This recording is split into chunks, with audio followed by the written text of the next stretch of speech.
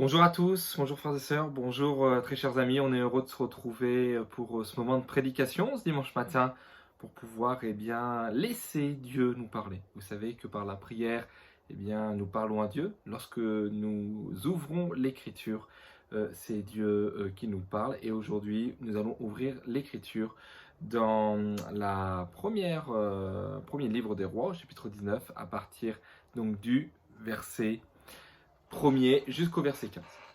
Je reviens juste de vacances, je suis allé dans ma famille et donc j'ai pu voir également donc, ma sœur avec ses deux enfants et son mari, que je salue ici. Priscille, si tu me regardes, voilà, prends soin de toi hein, et de tes enfants, malgré ton entorse, voilà, la chose est dite. Hein.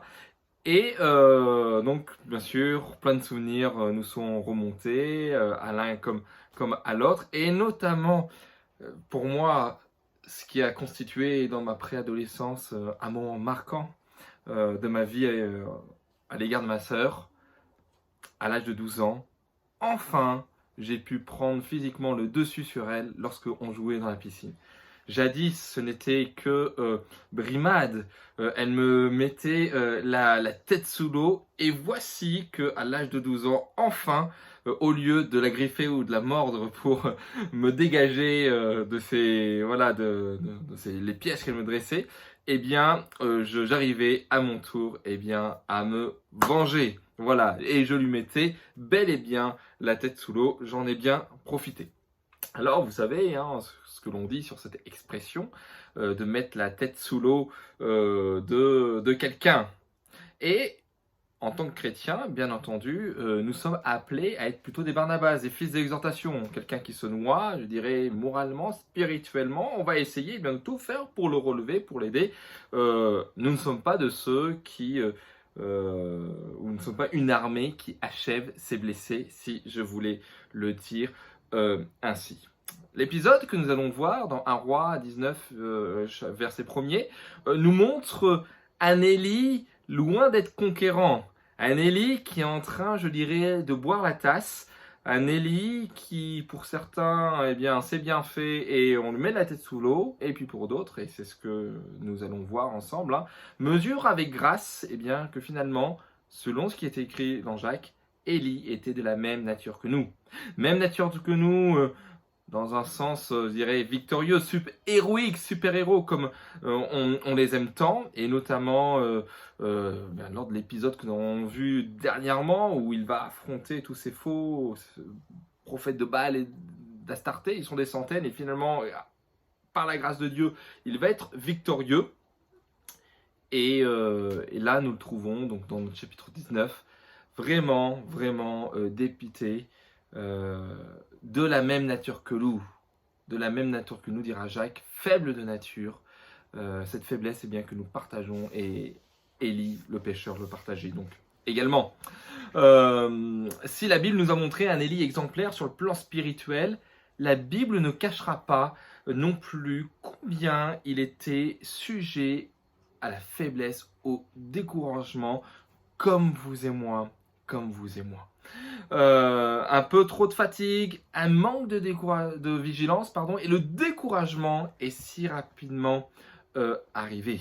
Élie, courant devant le char d'Akab, est arrivé donc à Samarie, nous dit l'Écriture. Ce dernier raconte donc Akab à Jézabel tout ce qui est arrivé, et cette femme qui n'a pas la moindre crainte de Dieu, de ce qui s'est passé, et en tout cas dans son cœur, il se produit un fort désir de vengeance. C'est Jézabel qui a encouragé Akab à tout pécher toujours plus, à s'éloigner de Dieu. C'est Jézabel qui en fera de même également pour le peuple d'Israël. Dans ce contexte, que penser de la fuite d'Élie, finalement, devant cette réaction urticante de cette femme qui ne craignait pas Dieu, et donc de son mari qui a fui comme une bonne brebis qui va à l'abattoir, mais celle-là dans le mauvais sens. Que penser donc de la fuite d'Élie? Est-il un lâche? Un orgueilleux à qui on remet les pieds sur terre, comme peuvent le dire bon nombre de commentateurs, c'est un arrogant et finalement bien fait pour lui parce qu'il y a des choses qu'il a faites qui n'étaient pas en accord avec la volonté de Dieu. Hein. Et de ce côté-là, certains vont arguer, donc on avait répondu la dernière fois, hein, mais que si eh bien, Élie est en fuite, c'est parce qu'en fait il a désobéi à Dieu, dans le sens que Dieu ne lui a pas demandé eh bien, d'accomplir cet acte qui nous choque, en effet, eh bien, de supprimer de cette terre des vivants ces centaines de faux prophètes de Baal et d'Astarté. Mais donc je vous renvoie à la fin de la prédication d'il y a 15 jours pour, chers amis, avoir l'explication de cela. Alors, faut-il être dur avec Élie, ou plutôt compréhensif au vu de son parcours? Comment aurions-nous agi à sa place? Très chers amis, frères et sœurs, je vous propose ce matin d'explorer la grâce dans la vie d'Élie. Oui, le chrétien, disciple de Jésus-Christ, s'il veut honorer son maître et veut toujours passer la barre toujours plus haut, de ressembler Jésus, nous chantons, hein, chantons-nous, c'est mon espoir suprême, c'est ce que nous désirons tous. Mais nous sommes sur cette terre, la faiblesse, le découragement peut nous prendre si sévèrement. Nous voulons manifester de la grâce, comme Christ a manifesté de la grâce, bien sûr, en ne négligeant aucun aspect des exigences de notre Seigneur, qui est allé jusqu'à donner sa vie à la croix pour nos péchés, mais qui nous montre un chemin de grâce. Je proposerai de développer brièvement 3 pensées ce matin. La première, c'est eh bien, les raisons du découragement d'Élie. Deuxièmement, voir dans quel état sombre eh bien, il était d'un point de vue spirituel. Lui qui eh bien, nous est présenté jusqu'à présent comme un héros finalement à qui rien ne résiste par la grâce de Dieu. Et dernièrement, eh bien, nous verrons quelle est l'abondante grâce que Dieu va lui accorder. Alors, avant eh bien, d'explorer ceci, j'aimerais eh bien qu'on puisse lire ensemble le texte pour nous en imprégner un peu plus. Alors, pour des gains de temps, on va faire comme la dernière fois. Je vous invite à lire donc 1 Roi 19, versets 1er à 15. 1 Roi 19, verset 1er jusqu'au verset 15. Vous mettez sur lecture et puis on reprend juste après. Et voilà, nous reprenons. Nous avons lu eh bien, combien Élie a été découragé et combien le Seigneur, finalement, va le restaurer et le rétablir. Tout d'abord, eh bien, les premières raisons du découragement d'Élie. Un Élie qui est, on peut le remarquer, d'ores et déjà passablement fatigué. Et on pourrait distinguer finalement 3 fatigues dans la vie d'Élie. La première, eh bien, c'est une fatigue mentale.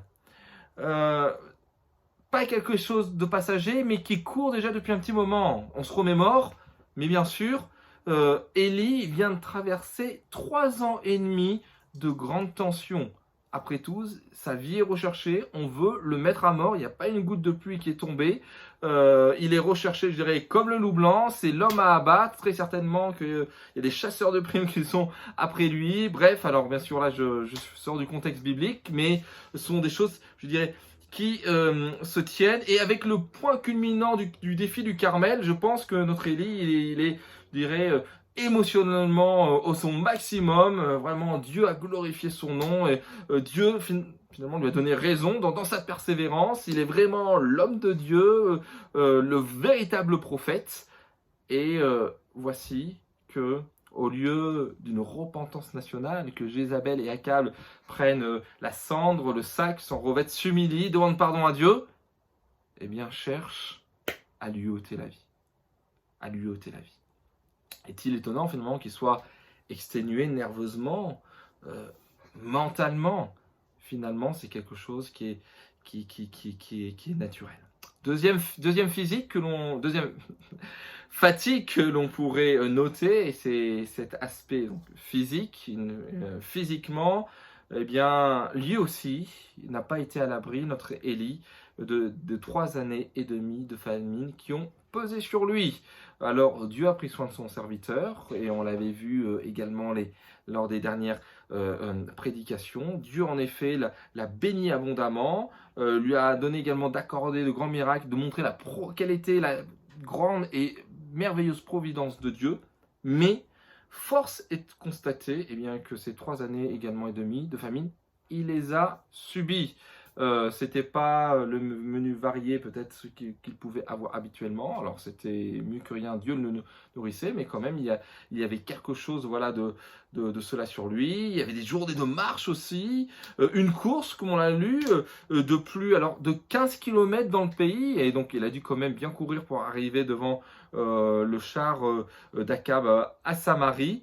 Bref, il y a là une fatigue physique qui forcément est un des 3 moteurs de son découragement. Et enfin, dernière fatigue, peut-être la plus importante, mais finalement elles sont toutes liées, une fatigue spirituelle. Versets 2 et 3, nous voyons que en voyant, il y a ce mot, en voyant la réaction d'Akab, de Jézabel, c'est finalement un homme qui est fatigué, qui oublie de regarder à son Dieu. Mais Élie, n'es-tu pas finalement l'Éternel devant qui je me tiens, celui qui a les regards vers Dieu, qui écoute le Seigneur, qui reçoit de lui ses instructions et qui agit à sa parole.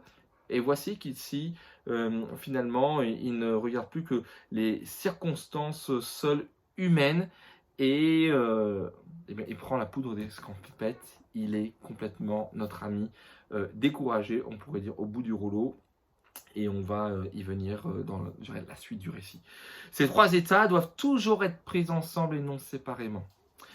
Cela vaut pour Élie, cela, très chers amis, frères et sœurs, vaut également pour nous. Car notre mental va affecter notre spirituel et le physique va affecter le mental. Tout est lié. Vous n'êtes pas sans savoir que nous sommes depuis 11 mois les heureux parents avec Joyce d'une petite Pipa, qui a la bonne idée de ne pas faire ses nuits, encore, et qui a la très bonne idée, alors, de nous réveiller de temps en temps, une fois par nuit, mais la plupart une fois dans la nuit, pardon, et la plupart du temps, elle nous réveille 4, 5, 6, la nuit dernière, 7 fois, et puis à 2h30, bien sûr, avec le grand sourire, je veux jouer, je veux m'amuser, je veux rouler dans mon lit, mais je veux pas dormir avec des parents donc ils sont bien fatigués puisque à 7h, c'est le premier qui prend le relais parce que lui à 7h, bien sûr le jour se lève, donc il faut y aller et profiter de la journée. Et bien évidemment que le physique, impacte, la fatigue physique impacte notre morale et que vous savez très bien tous que parfois quand on est très fatigué, cela peut provoquer des tensions même lorsqu'on est chrétien et cela donc forcément va également affecter notre spirituel et donc il faut toute la grâce de Dieu et avoir cette dépendance auprès de Dieu pour dire Seigneur, tiens-moi dans tes mains, je ne veux pas pécher contre toi ou contre qui que soit d'autre, contre la création que toi tu as voulu et que tu as créée. Donc ces 3 états doivent toujours être pris ensemble et non séparément, et donc sont l'explication du découragement d'Élie, du découragement de bon nombre également de personnes. Et pour Élie, donc les 3 étaient en mauvais état. Quelque part, sa réaction était normale, on va dire même prévisible. Ce qui nous donne un enseignement également, puisque nous sommes toujours dans une période de vacances. Si vous me regardez et que vous êtes en vacances, vous avez raison. Dieu veut que vous preniez du repos, que puissiez vous reposer. D'ailleurs, il a tellement voulu que le 7e jour, il s'est reposé lui-même. Alors, non pas sans activité, mais en contemplant sa création. Et donc, pour nous, cela a même été écrit dans les 10 commandements, de pouvoir se reposer à un moment de la semaine, une fois par semaine, un jour par semaine, pour pouvoir honorer le Seigneur, l'adorer, le remercier pour sa provision et contempler, la magnificence de sa création et de ses œuvres. À lui vraiment revient toute la gloire. Aussi, donc deuxièmement, Élie était, si je veux le dire trivialement, dans un sale état, dans vraiment un sombre état. Lui, tout d'abord, qui ne bouge qu'à la parole de l'Éternel, agit par lui-même, sans consulter l'Éternel. Il prend la fuite sans consulter l'Éternel. On aurait pu s'attendre eh bien, à une prière, même à la va-vite, disant Seigneur, qu'est-ce que je dois faire? Guide-moi, façonne-moi. Mais voilà, il part sans consulter l'Éternel. Ensuite, eh bien, Élie, lui, qui n'a pas peur, habituellement, qui va voir Akab une première fois pour lui dire il n'y aura pas d'eau ni de pluie sinon à ma parole. Je suis Élie, le prophète, et je me tiens devant l'Éternel. 3 ans et demi plus tard, il retourne devant cet Akab pour lui dire eh bien, on va faire je dirais ce défi pour prouver eh bien, que l'Éternel est véritablement le vrai Dieu et que moi, je suis véritablement son envoyé. Je ne suis pas un faux prophète. Et là, nous le trouvons ici, toujours dans le même Akab, en plus en position de force, saisi de crainte et d'alarme. Est-ce lui réellement le héros du Carmel? On a de la peine à le reconnaître. Élie ne pouvait supporter également la présence de son serviteur. C'est un trait marquant finalement du découragement, où vous savez quand on est découragé, on veut faire le vide autour de soi. Et combien d'exemples j'ai de personnes qui passent par des moments de découragement, alors, bien évidemment liés à des épreuves, et qui, au lieu d'avoir, je dirais, ce réflexe de s'approcher du Seigneur, à l'image du Christ qui, dans le jardin de Gethsémane, priait plus instamment, décide d'entamer une diète, un jeûne de l'Église, un jeûne de la Bible, un jeûne de la prière. Enfin, pile le mauvais moment pour l'entamer, s'il y avait bien évidemment un bon moment dans nos vies. Élie va donc s'isoler volontairement et donc demander quelque chose d'atroce finalement. Il demande que Dieu le reprenne parce que, nous dit l'Écriture, il ne se trouve pas meilleur que ses pères, pas meilleur que ses pères pour ramener le peuple d'Israël dans les voies de Dieu. Élie était accablé et tombé dans le désespoir sous son genêt dont il est question dans le psaume. Et si vous regardez ce que c'est un genêt, c'est pas le ricin de Jonas, hein, c'est vraiment un très faible ombrage. Il va demander la mort. Il a vraiment profondément un sentiment de solitude et d'abandon. On pourrait dire clairement que là, et puisqu'il demande la mort, il est suicidaire. Il est donc présomptueux et insensé dans sa prière en demandant la mort. Il est envahi par un sentiment de pitié pour lui-même, alors que c'était plutôt un sentiment de pitié pour ce peuple renégat qui l'animait jusqu'à présent. Il était dans le déséquilibre quant à sa vision de la situation, parce que plus tard également il dira que c'est lui seul qui est le prophète de l'Éternel et que tous l'ont abandonné, qu'il est le seul véritable croyant, et Dieu lui dira que il s'est réservé plusieurs milliers de personnes, 7000 sauf erreur, qui n'ont pas fléchi les genoux devant les faux prophètes de Baal. Mais cela nous parle, frères et sœurs, amis, peut-être qui a traversé un profond découragement, ou qui connaissait quelqu'un qui est suicidaire. Loin de condamner son prophète en disant c'est comme ça que tu réagis, pourtant j'ai montré ma gloire, ma puissance, tu devrais montrer un peu plus de courage, espèce de bon à rien. Dieu va user de grâce, de miséricorde, de compassion. C'est le remède de Dieu, un remède miraculeux que seul Dieu pouvait accorder et donner. La grâce, troisièmement, que Dieu accorda à Élie, on pourrait dire les soins que seul Dieu pouvait accorder à Élie pour relever véritablement son serviteur. Premièrement, physique. La première chose que fera Dieu sera de s'occuper des besoins physiques d'Élie. Tu vas te reposer sur ton genêt, je vais te donner à manger, et ensuite tu auras tes 6 semaines de vacances. Frères et sœurs, une nouvelle fois, et il nous faut le préciser, oui, nous aimons le Seigneur, oui, nous voulons prier, oui, nous voulons chercher sa face, oui, nous voulons faire sa volonté, oui, nous voulons toujours plus connaître sa parole parce que, eh bien, sa parole nous révèle qui est Dieu, sa majesté, son plan, sa volonté, voilà, je me répète, mais on est sur cette terre. Et Dieu n'a jamais demandé qu'on néglige notre corps. Au contraire, hein, la Bible dira par la bouche de l'apôtre Paul notamment que eh bien, nous avons été faits à l'image de Dieu et que nos corps, eh bien, voilà, nous sommes le temple du Saint-Esprit et que je dirais, ce corps nous a été donné par Dieu et que donc nous devons en prendre soin. Et il nous faut, frères et sœurs, eh bien, adopter de bonnes règles d'hygiène, de vie, avoir une alimentation équilibrée, faire du sport, je me prêche en premier, manger à des heures régulières, dormir assez, c'est pas si j'ai besoin de 8h30 ou 9h de sommeil, eh bien je vais les faire, je ne vais pas culpabiliser en disant mais je dors plus que les autres, on a chacun notre rythme et on sait très bien que le secret du contentement c'est de refuser de se comparer.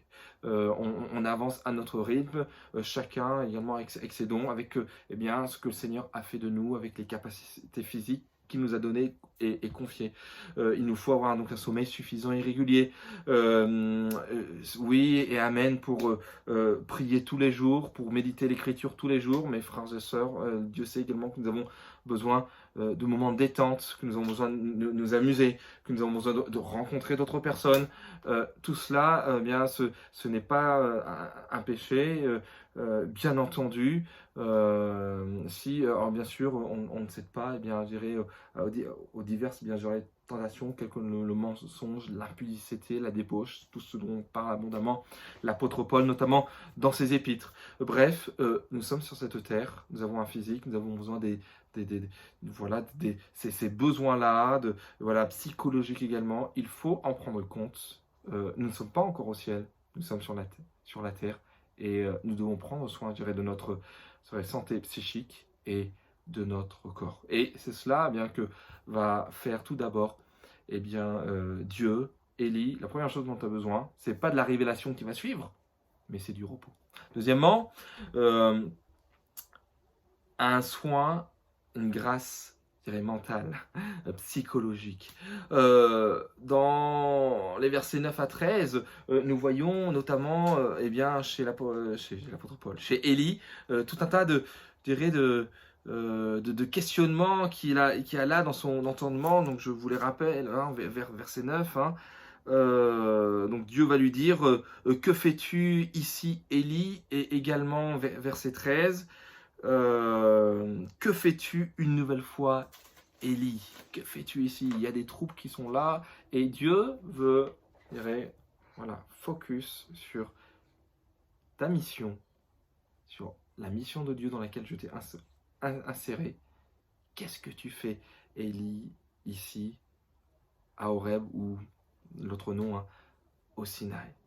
Le but du Seigneur est d'amener Élie à faire face aux réalités, c'est-à-dire faire face à ses problèmes et craintes et à en triompher en s'appuyant eh bien, sur le Seigneur. Puisque dans son trou d'air, eh bien, Élie finalement, comme nous l'avons souligné au départ, eh bien, a eu ce mauvais réflexe de s'isoler, de se renfermer sur lui-même au lieu de crier à Dieu.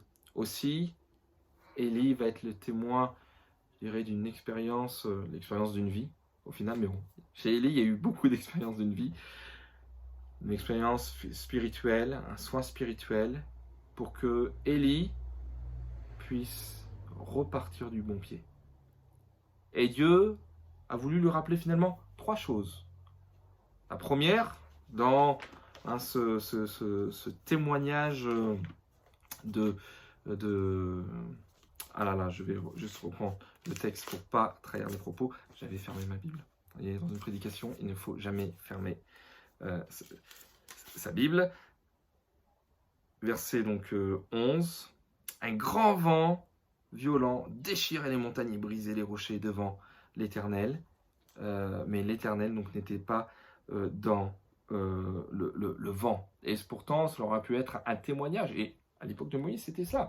C'était un témoignage de la puissance de Dieu. Puis ensuite, eh bien, vient un tremblement de terre, il y a également voilà, un feu, cela peut nous parler également de, voilà, de la gloire de Dieu, de la majesté de Dieu, également de la puissance de Dieu, mais voilà, Dieu n'était pas dans cela, même si des centaines d'années auparavant, il s'était révélé comme cela au peuple d'Israël et à Moïse notamment.